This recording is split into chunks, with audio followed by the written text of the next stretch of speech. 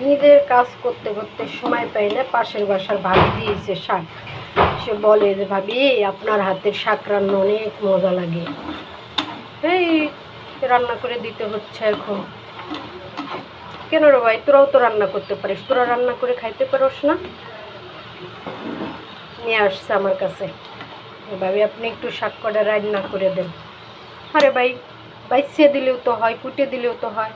না, 2-8টি শাক নিয়ে চলে আসছেন তিনি, ঢেঙ্গি ঢেঙ্গি করতে করতে।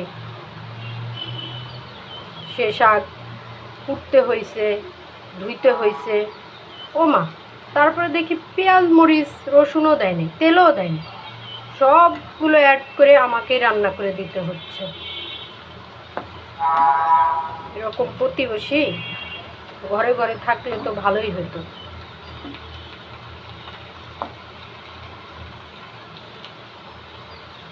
শাক না, খালি ডাটা। শাক হইলে তো মজাই লাগতো, দেখতে শুধু ডাটা। ডাটা আবার কেমনে ভাজবো কোন দেখি,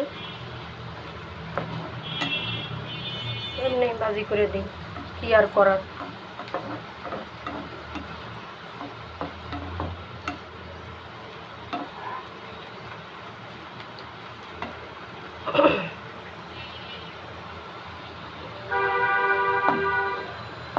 একদিন খাওয়াই ভুল করছি, শাক আসছিল, খাইতে দিয়েছিলাম একটু শাক, খাই সেরে নিত্য দিন আসে শাক নিয়ে আসে, একটু ভাজি করে দেন, ভাজি করে দেন। আমার মতন নাকি তার ভাজি স্বাদ হয় না, মজা হয় না,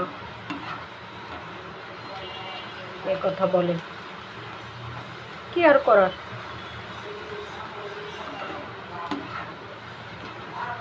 হাসি মুখেই শাকের আটি হাতে নিতে হয়।